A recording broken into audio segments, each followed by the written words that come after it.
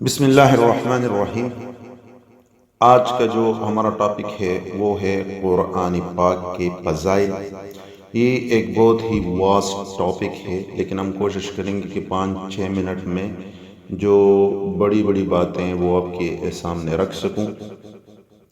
قرآن اس کے بارے میں خود ہی فرماتے ہیں وَإِنَّهُ لَهُدًى وَرَحْمَةٌ لِّلْمُؤْمِنِينَ سورہ نحل۔ ایک اور جگہ پہ فرماتے ہیں ہدی ورحمۃ للمحسنین۔ رحمت ہی اصل میں اس قرآن کے فضائل اور فوائد ہیں جو آئے ہیں مختلف آیاتوں میں۔ اس کی امپورٹنس کے بارے میں قرآن نے خود ہی بتایا ہے وَإِذَا قُرِئَ الْقُرْآنُ فَاسْتَمِعُوا لَهُ وَأَنصِتُوا لَعَلَّكُمْ تُرْحَمُونَ۔ اور جب تم پہ قرآن پڑھا جائے تو خوب کان لگا کے اس کو سنا کرو تاکہ تم پہ رحم کیا جائے۔ اب سننے والے پہ رب جب رحم کرتا ہے تو جو اس کو پڑھے گا اس کے بارے میں آپ لوگوں کا کیا خیال ہے کہ اس پہ کتنے رحم فرمائیں گے میرا رب۔ اب آتے ہیں احادیث کی طرف۔ آیتیں تو بہت ہی زیادہ ہے، لیکن میں چونکہ شارٹ کٹ آپ کو بتا رہا ہوں احادیث کی طرف۔ تو سب سے پہلے جو بہت ہی کامن اور مشہور حدیث ہے اس بارے میں، خیرکم من تعلم القرآن وعلمہ، تم میں سے بہترین بندہ، انسان، جینڈر چاہے کچھ بھی ہو، وہ ہے جو قرآن خود سیکھے اور دوسروں کو سکھائے۔ اس سے زیادہ فضائل اس کے میرے خیال میں نہیں ہو سکتے۔ رب خود ہی فرما رہے ہیں حدیث کے تھرو، خیرکم من تعلم القرآن وعلمہ، تم میں سے بہترین انسان وہ ہے جو قرآن خود سیکھے اور پھر دوسروں کو سکھائے۔ اور یہ جو میں نے پڑھے ہیں یہ حدیث کے الفاظ ہیں، حضور صلی اللہ علیہ وسلم نے فرمایا ہے۔ قرآن کی فضائل کو اگر ہم دیکھیں تو قرآن شفا ہے، قرآن ہدایت ہے، قرآن نور ہے، قرآن صراط مستقیم ہے۔ اس طرح بہت زیادہ افادیت اور فضائل قرآن کریم کی بیان کیے گئے ہیں۔ طبرانی کی ایک حدیث ہے، رسول اکرم صلی اللہ علیہ وسلم فرماتے ہیں کہ قرآن کا ایک سرا اللہ کے ہاتھ میں ہے اور دوسرا سرا اس کے پڑھنے والے مطلب قاری کے ہاتھ میں ہے۔ سبحان اللہ۔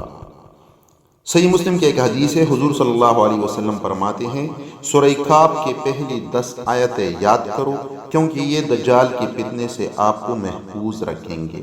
اب دجال کا فتنہ ایسا ہے، احادیث میں اس کو ٹچ دیا گیا ہے کہ حضور صلی اللہ علیہ وسلم خود دجال کے فتنے سے بچنے کے لیے دعائیں مانگتے تھے۔ اب جبکہ 10 آیتیں آپ کو اس بڑے فتنے سے نجات دلائے گی، تو جو ٹوٹلی قرآن ہے ایک بندہ وہ پڑھتا ہو تو اس کے بارے میں کیا خیال ہے آپ لوگوں کا۔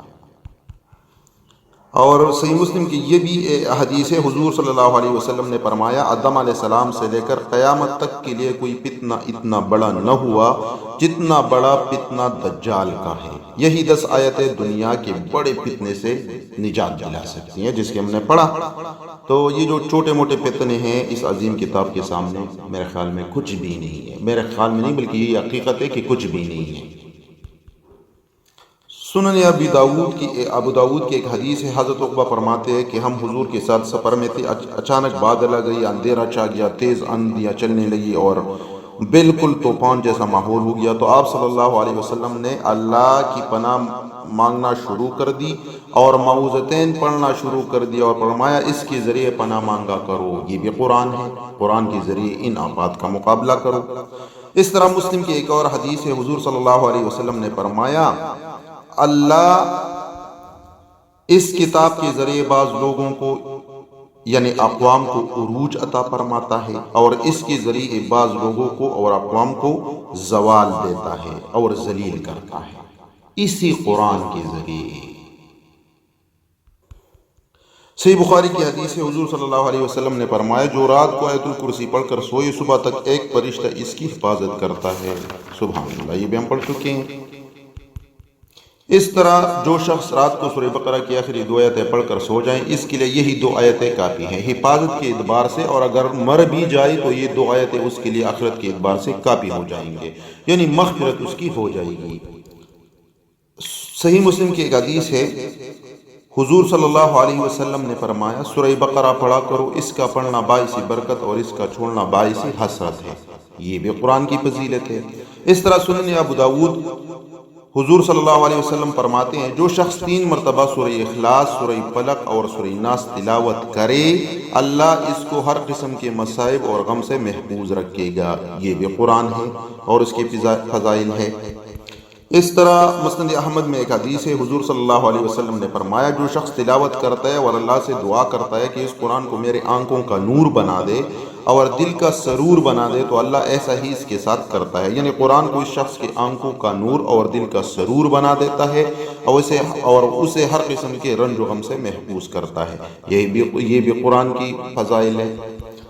اس طرح حدیث کا مفہوم ہے کہ جو بندہ قرآن کی تلاوت کرتے ہیں اللہ اسے ہر حرف پہ 10 نیکیاں دیتا ہے، اور حضور فرماتے ہیں کہ الف لام میم، میں یہ نہیں کہتا کہ یہ ایک لفظ ہے، یہ 3 الفاظ ہے، الف علیحدہ، لام علیحدہ اور میم علیحدہ، تو اس پہ 30 نیکیاں ملیں گے۔ یہ بھی قرآن کے فضائل ہے، اور یہ قرآن کی برکات ہی تھے کہ حضرت عمر جیسی ہستی مشرف باسلام ہوئی۔